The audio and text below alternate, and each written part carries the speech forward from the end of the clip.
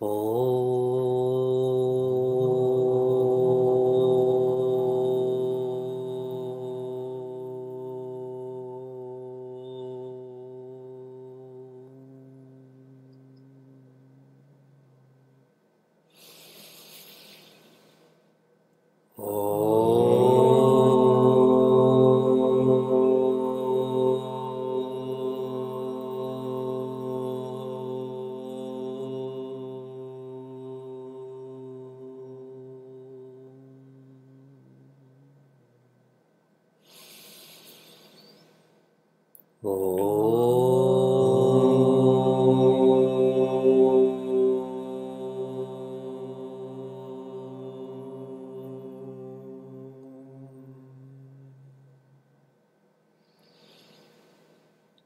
Om Vakratunda Mahakaya Suryakoti Samaprabha Nirvignam Kuru Me Deva Sarvakaryeshu Sarvada Saraswati Namastubhyam Varade Kamarupini Vidyarambham Karishyami Siddhir Bhavatu Me Sada Gurur Brahma Gurur Vishnu Gurur Devo Maheshwaraha Gurudeva Param Brahma Tasmai Shri Gurave Namaha. Narayana. Hari Om and good evening from Niagara Falls. When Pujya Swami Chinmayananda was living and studying in Uttarakashi and Gangotri under Pujya Swami Tapovanam, how many classes a day did he have? Just one. 1 hour of Shravana a day. And the remaining 23 hours of the day were utilized for manana, for reflecting on what he listened to. And a lot of that reflection happened while serving, whether it's collecting water or tending to the garden. Now let's bring this to us. We are studying in our Vichara Gurukula. Kula means family. Look at the people around you, they are your family. Even the people virtually are your family. And Guru means guided. Guide, one who offers guidance. You're guiding me, I'm guiding you, we're all guiding each other. So a family that's being guided towards Vichara. Vichara means to reflect. Vichara means to filter what's not important and what is important. This is an experience. It's not just a class. It's not just a satsang. And here's how. As we take up the experience of Atma Bodha, we have the shloka. Yes, you have the text in front of you with the Sanskrit shloka, the English translation of that. Bringing this to a more relative level, we have the bhashya, that is the commentary on the verse, Swami Chinmayananda's writings. Makes this more relatable. Bringing this even closer to us is the pravachan, the discourse, the thoughts I offer on the commentary on the shloka. Yes? Coming down even more, after I'm done speaking, we have prashnas. We have a period for people to ask questions, to share their reflections. Making this more relative, after the prashnas, you have a discussion, a samvada. I ask you to think about this, you discuss what I ask you to think about and whatever else is written or what you heard. And making this even more relatable, then you have sadhana. You're given a reflection adventure of the week. You're given a question of the week. There's 6 layers to this experience of our Atma Bodha course. Shloka, bhashya, pravachana, prashna, samvada, sadhana. Only when we engage all of these layers will what we're studying be as transformative to us as what Swami Chinmayananda was able to experience living in Uttarkashi, living in Gangotri. I was staying with a family recently, and their whole family is very musically inclined. And their one child is outgrowing who's guiding her in singing. And so as they look for a new guru to guide her in singing, a relationship has to be developed with that guru. And this family used the term of grooming. That guru has to groom that student so that they're ready to be on the same wavelength, to understand the deeper implications of the notes or the pauses.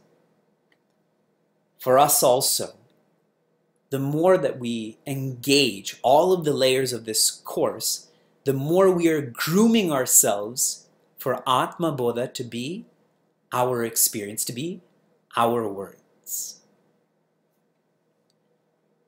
A whole lot of giving has to happen for this to be internalized. And now we're on class 20 of our course. This is a checkpoint. I'm calling all of you out. Are you engaging all of these layers? Are you going from the highest, which is the shloka, to the lowest or closest, which is the sadhana? In shloka 39, Acharya Shankara said that a wise person understands what's dependent and what's independent. What's dependent is all articles, beings, circumstances, and what is independent is existence, awareness, joy. The more independent an entity is, the more real that entity is. And the more real an entity is, the more important that entity is. The most important entity is existence, awareness, joy, is God. And our sutra is, relativity implies absolute. All that is dependent implies that there's an independent entity, there's an independent aspect to who I am. In shloka 40, Acharya Shankara shares how once we are able to focus on what's important, what happens is we taste joy. We taste our own nature. This is connecting to unity. Rupa, Varna, Adi, that is forms and characteristics, all of that is focusing on diversity. And when we connect to unity, what happens is we taste Advaita, we taste infinity, and we want to go deeper and deeper and deeper till we know this is our nature. The sutra for shloka 40 is attached to the detached. We continue with shloka 41. Nyatra jnana nyeya bedaha. Nyatra jnana nyena bedaha. Parenatmani vidyate. Parenatmani vidyate. Chidananda ekarupatvat. Chidananda ekarupatvad. Dipyate swayameva hi. Dipyate swayameva hi. Nyatra jnana nyeya bedaha. Parenatmani vidyate. Chidanandaika-rupatvad. Dipyate swayameva hi. Acharya Shankara brings up in this first quarter what is known in Sanskrit as the Triputi. Triputi. It sounds like you're swearing at someone in a foreign language, but that's not what this is.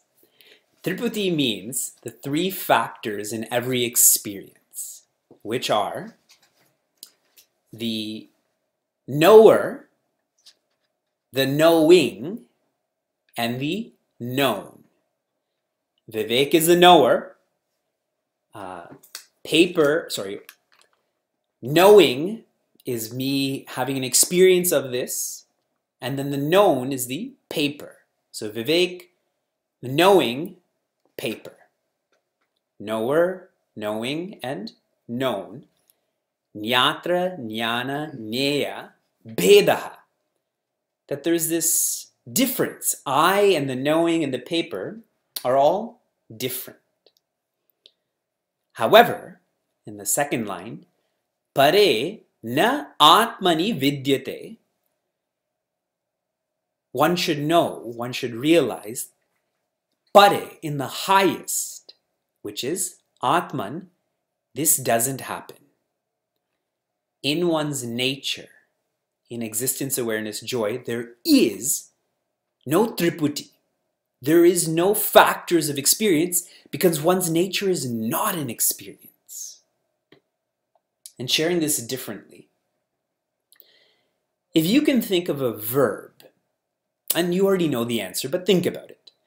An English verb that implies no movement, no change, and no effort. What is that verb? Being, correct?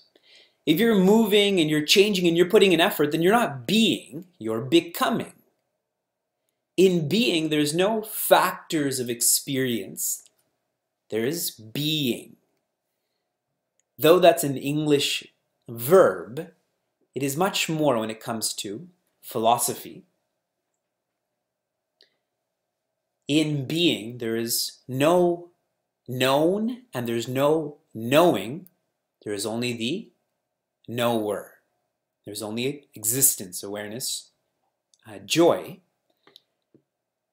Chidananda eka rupatvat. This is the third quarter.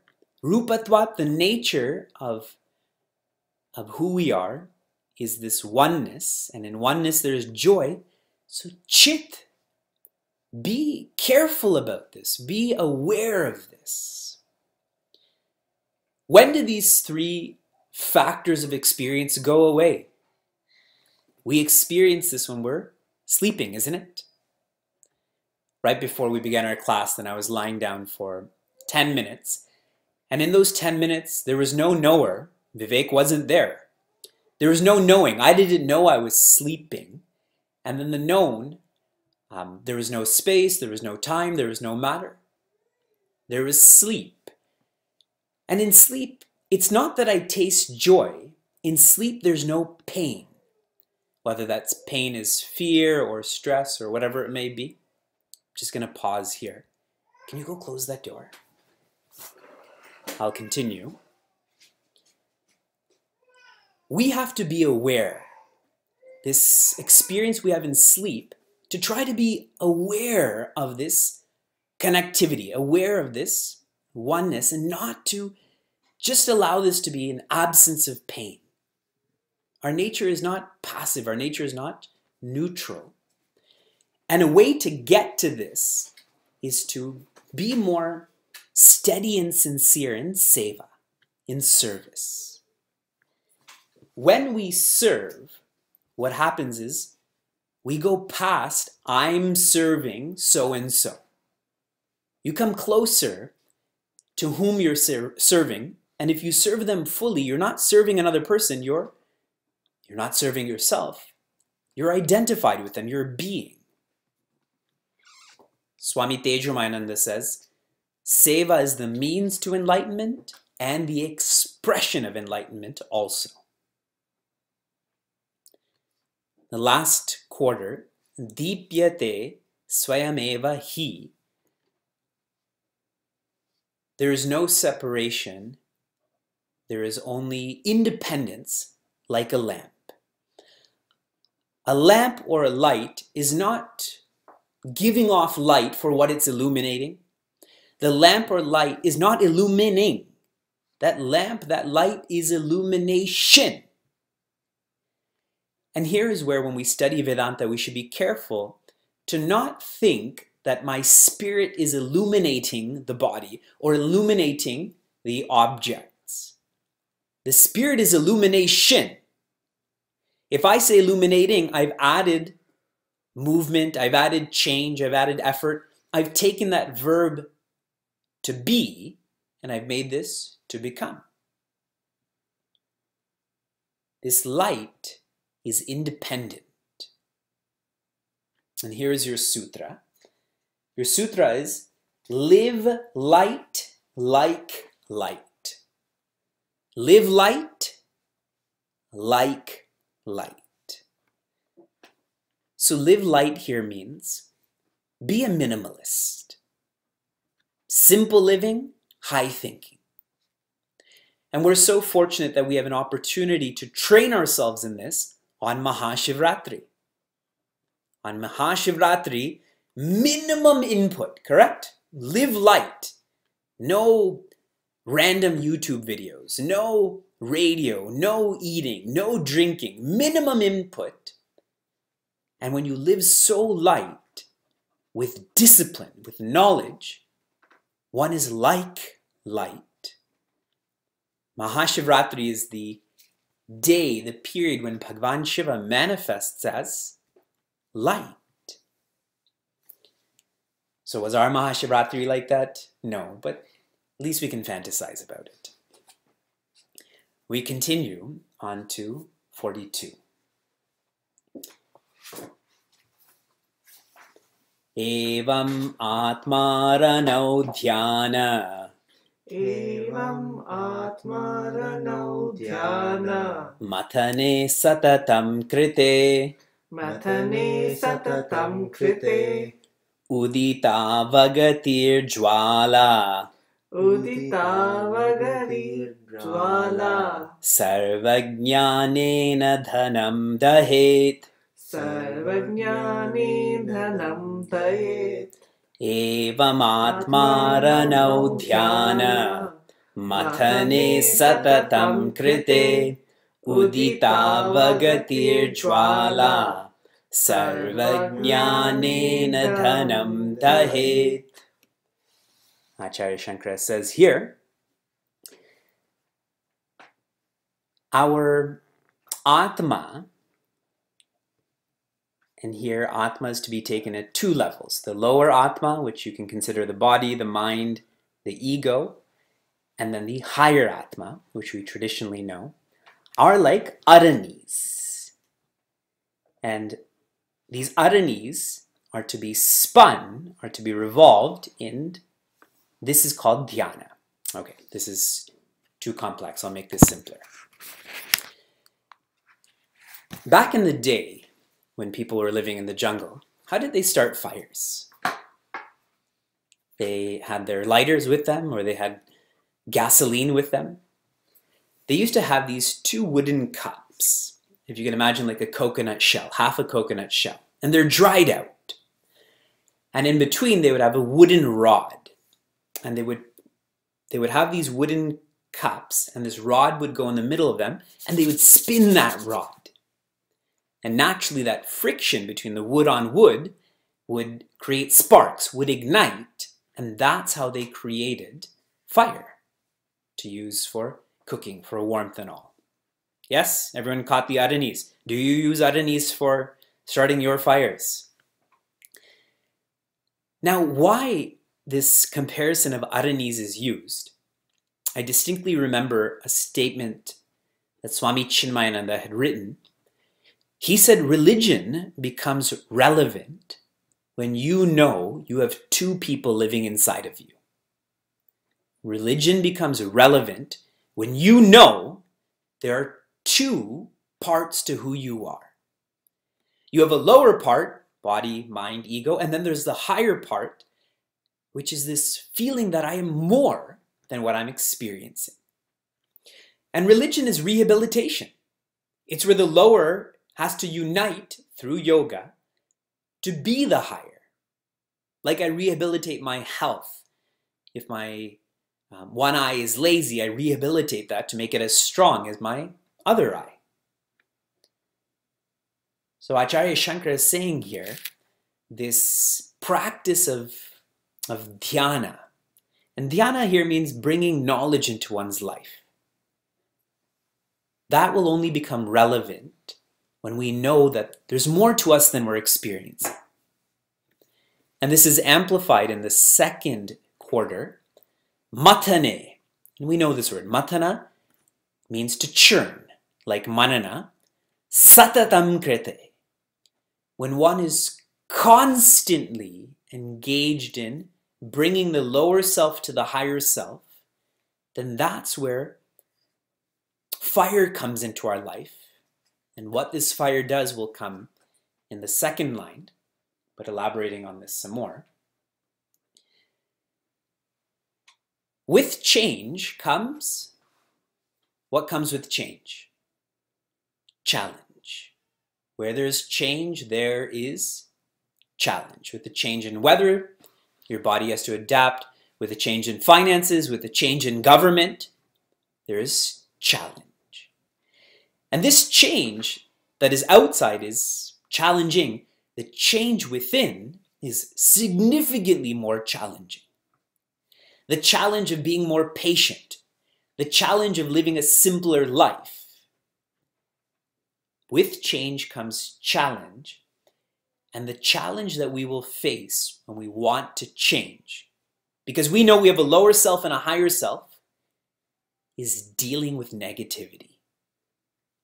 Dealing with the poison that exists in the layers of our personality, in the mind, in the impressions or the vasanas, isn't it? When you start to change, fear comes out. Lust comes out, and on and on and on. We have to be ready for that negativity. When the suras and the asuras were churning the Milky Ocean, they didn't know what to do with that poison. But like with Prince Arjuna, who has Bhagavan Krishna in front of them, Bhagavan Vishnu was watching all of them and said, go to Bhagavan Shiva and offer this negativity to him. And how cheerfully he accepted that. We shouldn't be like these suras and the asuras. We should be ready for this negativity. And that's why the word satatam is used. Satatam means constant.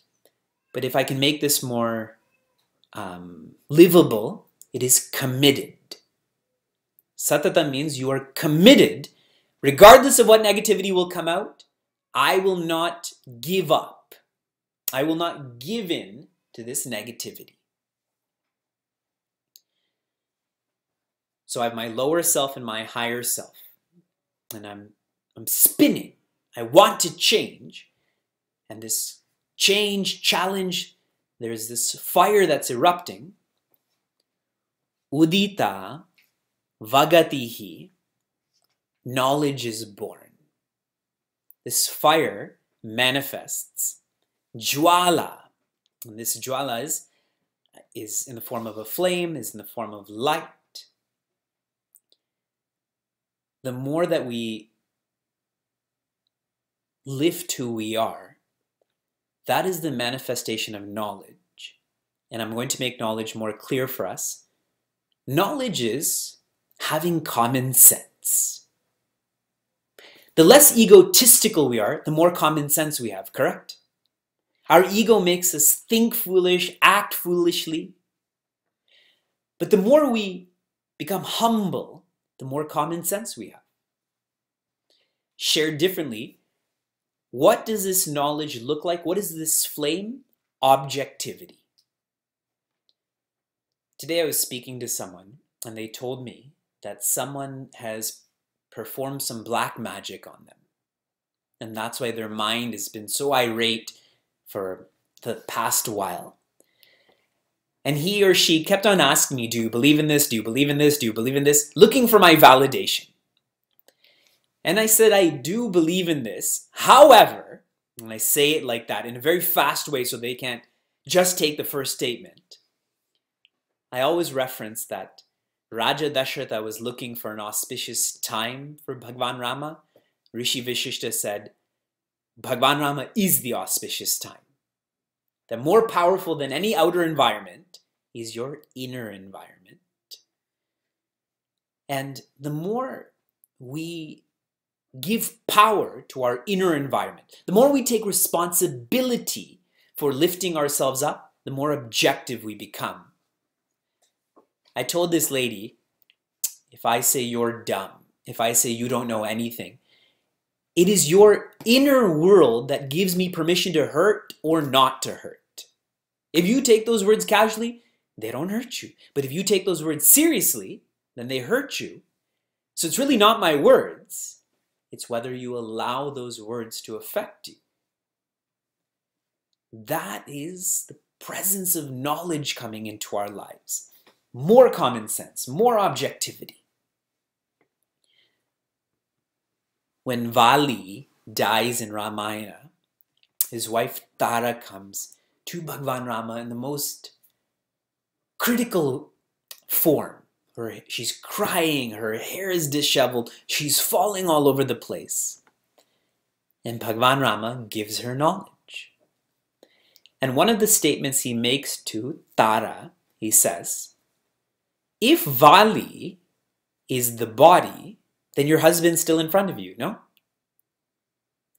And if Vali is the spirit, then your husband's still in front of you. Both ways, your husband is still in front of you. Why are you crying?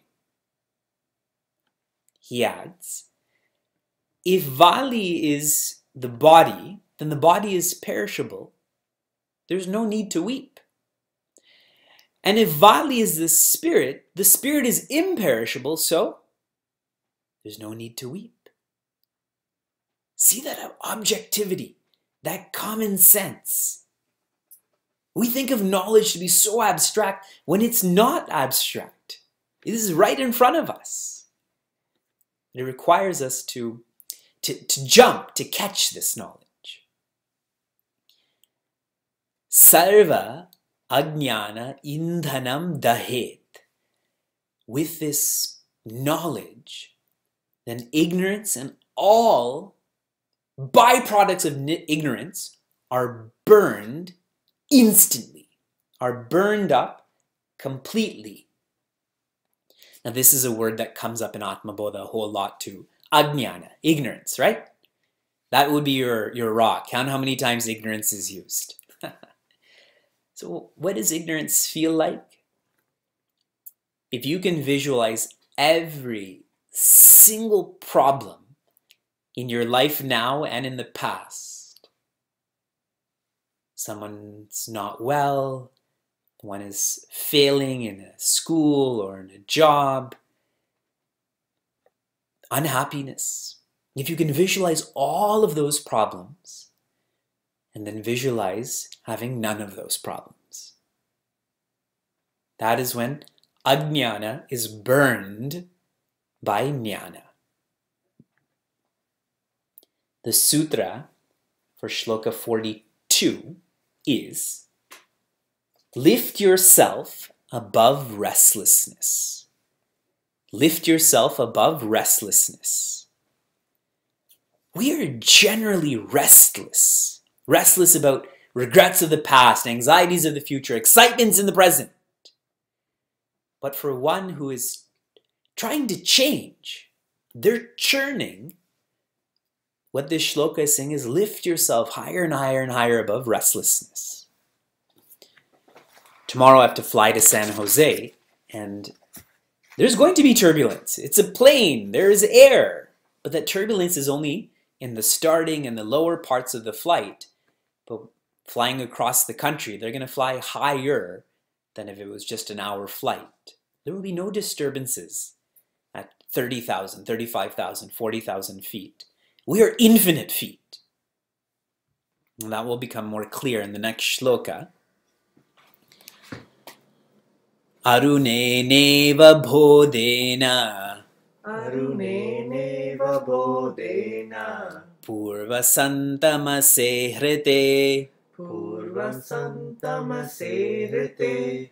Tata avirbhaved Atma.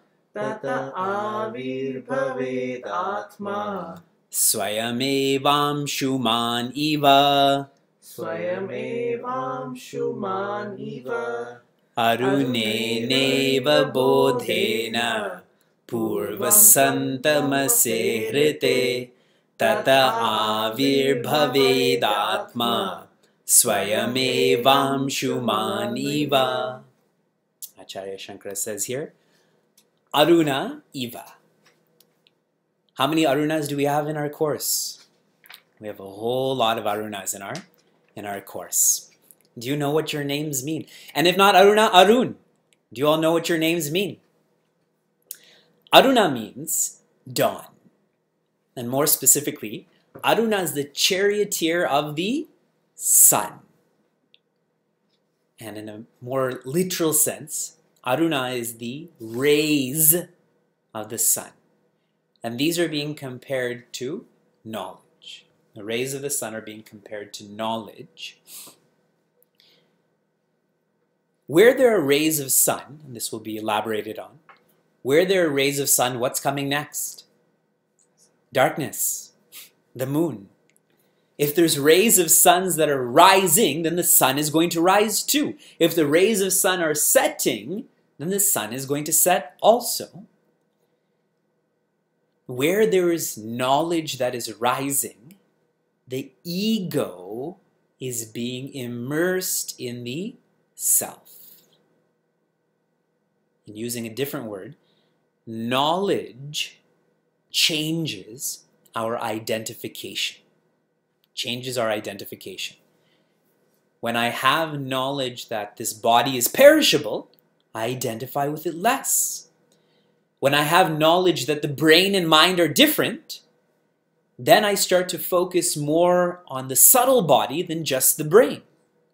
Knowledge changes my identification. Just like the question I had asked you, what makes an acquaintance a friend? Knowledge is a big part of that. Purva Sandamase Hrete. Hrete means to destroy. Sandamase means darkness. Purva, the rising of the sun's rays, lead to the destruction of darkness. It's a process. So here too, Acharya Shankara is saying, with the rising of knowledge, ignorance will be destroyed. Now the word ignorance has come up again, so now we have to think about this in a different way. What is darkness? Darkness is purposelessness. Darkness is purposelessness. When one doesn't have purpose, that is darkness. And when one has purpose, that is light. Do you agree? I know a lot of young adults who aren't in school and are not working. And so what's happening to them? They're slowly dying. I mean, they're aging faster. Their thinking process is dying. They're deteriorating. Yes? We always say work never killed anyone. True. Not working kills people. Purposelessness is this darkness. And the more knowledge we have, the more purpose we have. The more knowledge we have, the more vision we have. Tataha avirbhavet Atma. With the rising of knowledge, what will also rise or be felt is the Atma. Just like with the rising of the sun, light will come. I'm going to play on this word avirbhavet. Avirbhavet means to rise. A completely ignorant person believes they're the self with a small s. A half-ignorant person like me, then I believe I am the self with a big S. But a completely enlightened person believes they are the self with a big S and big E and big L and big F. all capitals. That's a rising, isn't it? From being just the ego, to being the ego and the spirit, to being just the spirit. Avir bhavet Atma. Swayameva anshuman iva. Anshuman means the one who has rays. Who is the one who has rays? The sun. And this sun is independent. This word swayameva comes up again and again and again. With the sun being present, there cannot be darkness. Day and night are mutually exclusive, correct? If there's light, you can't have darkness there also. If you're happy, can you be sad? I'm so happy that I feel sad right now. Or I'm so sad that I'm smiling. They're mutually exclusive. And so subtly, what Acharya Shankara is teaching here is Ananya Bhakti. That my purpose should only be enlightenment. To go from self to self to self. Ananya Bhakti. And the more I give to this sole purpose, the more I destroy distraction. We all want God, but we also want God in family. We also want God in popularity, which means we won't get any of them. God requires ananya bhakti, single-pointedness, concentration, samadhi. All of these words are used. Mutually exclusive. When light comes, darkness goes. And casually, I've said this many times, inside Rama, outside drama. Inside Rama, that's the main point. Then it doesn't. Everything else is a drama. Then it's fun. Here's your sutra. Momentum frees up potential. Momentum frees up potential. This momentum, like the rising of the sun, frees us from this darkness of being stuck. Once you taste waking up early on Sunday mornings and helping out and being committed to classes, you have more energy. You don't need as much sleep, as much food, as much friends. I know you don't want to study another shloka, but I get to decide how many we study. So we're going to study one more. Atma tu satatam praptaha. Atma tu satatam praptaha. Apya praptavada vidyaya. Apya praptava vidyaya. Tannashe praptavad bhati. Tannashe praptavad bhati. Swakhanta baranam yatha. Swakanta bharanam yatha. Atma tu satatam praptaha. Apya praptavada vidyaya. Tannashe praptavad bhati. Swakanta baranam yatha. Tu, indeed, Atma satatam praptaha. The Atma is always with you. The Atma is always you.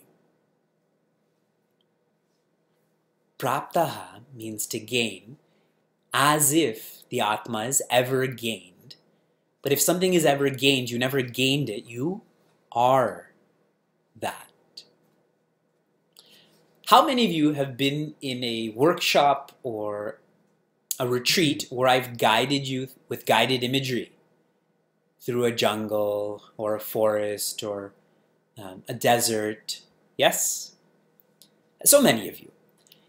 And then you wake up and I ask you, where were you? And you say, we're at Bhagwan Shiva's mandir, or you were at a desert. But where were you really? You were just lying down on that floor or sitting cross-legged in one of our ashrams. Atma's the same way. I can dream about being a thief. I can become a dentist in my life. I can have 7 kids here. I can be dying. I can do all of this stuff. But the whole time, I am Atma. Just like guided imagery, you're always just on that floor. Api apraptavat avidyaya.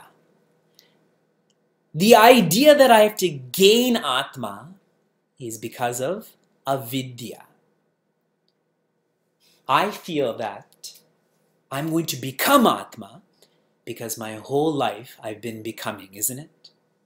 You become a student, you become a parent, you become overweight, you become financially independent. We're always becoming, but this is you. How can you become you? Making this more relative. How many of you have been in a play of some sort where you've acted as a certain character? Almost everyone. I remember one of the first plays I was in was The Churning of the Milky Ocean. You know what role they gave me? The mountain. I just had to wear brown clothes and put my hands up like this and just turn. Our teachers had no faith in me. So anyways, imagine I forgot that I'm Vivek and I actually lived like I was a mountain. Like even now, no Atma Bodha course, I'm just a mountain. You know, when my parents introduced me as their son, here's our son, he's a mountain. How horrible that would be, but that's what we're doing. We have forgot that we're acting. One of my roles was a mountain, my other role is Vivek. But now I feel I'm only Vivek. Avidya means forgetting. Vidya means remembering. I think I have to become Atma because I forgot that I am Atma. And knowledge is remembering. Tannashe, tat nashe. This ignorance, this forgetfulness, tat nashe, that will be destroyed. Prapta vadbhati. You will feel as if you gain the Atma. Praptavat means as if, because you can't gain the infinite. You can only be the infinite. And I'll tell you a story related to this. Swami Akhandananda is a great guide. He shares this example of two childhood friends. And as they grow up, they lose track of each other. Now one day in the city square, one of the friends is walking and there's another person there, and this person calls out, "Hey Deepak." The one friend, let's call him Dilip, and the other friend is Deepak. And so this other person says, "Hey Deepak," and you're Dilip. And you turn and you look at Deepak and you ask that friend, "Is this the Deepak from such and such village and such time?" And that person, yes, says, "This is Deepak." You've walked past that friend year after year, month after month, week after week, but you didn't know that that's your same friend. And who is that other person? Guru. The Guru knows who God is. The Guru knows God is all. We have forgotten that. And the Guru only reminds us that you are God. All around you are God. This friend has always been with you. You just didn't know. He didn't create that friend. He didn't create that friendship. Only reminded us of that friend that's always been around. Swakanta abharanam yatha. Swakanta abharanam yatha. Just like an ornament on one's neck. When one is wearing a necklace and they forget that they're wearing their necklace and someone points out, "Hey, you're wearing that necklace." Did that person create that necklace? They only pointed out that you are wearing that necklace. We've all experienced this, no? With our car keys, our cell phone, do I have my glasses on? Where are my glasses? And then when you realize you're wearing it, you think, "Whoa, I'm such an idiot." And that person says, "Yes, you are such an idiot." But there's so much relief then, isn't it? Because you don't have to do anything. You don't have to buy a new phone or find your glasses. You have them. It was worth being called an idiot because now you have that. That's why we studied Bhaja Govindam first, because every verse said, hey, Muda Mate, hey, foolish person. The sutra for Shloka 44, we are born from brilliance. We are born from brilliance. So many examples of light, bhati is given. We're born from that brilliance, and if we forget it, doesn't mean we're not born from that brilliance. Om